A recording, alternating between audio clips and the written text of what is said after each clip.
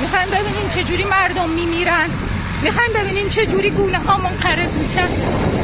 اینجا بیخ گوش چشمه های ماهی هست، بیخ گوش تالابه. ببینین چه میکنه. این آب چشمه هست، این آب کشاورزیه، این آب تالابه. پتاس بخواین استخراج کنین. ببینین دارن چی کار میکنن، آبو چجوری از زیر زمین میکشن،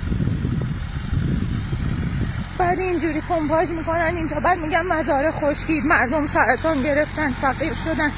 ببینین فقط پتاس در بیارن از توی این آب، بعد پتاس پخش بشه تو تمام منطقه.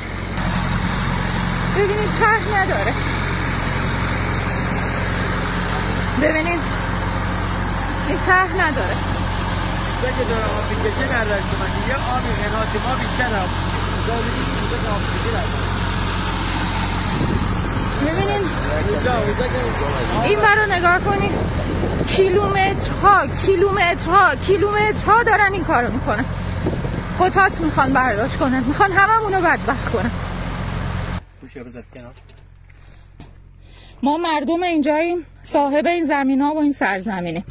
کار شما هم کشاورزی رو نابود داره میکنه، هم به تالاب بیشتر از این هاست. ما اجازه نمیدیم شما اینجا فعالیت کنیم. اومدیم اینجا رو ببینیم با چشم خودمون، چندین ماه داریم پیگیری میکنیم.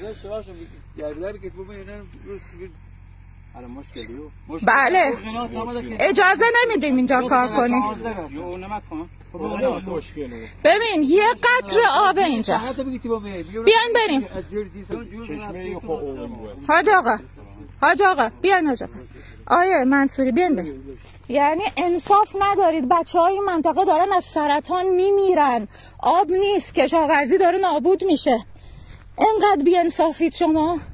پول انقدر ارزش داره ما زیر تابوت بچه هامونو بگیریم شما پول جمع کنین؟ اینا مال ماهی آفانیوسه، مال بچه های جرقوی است، مال تالاب گاوخونیه.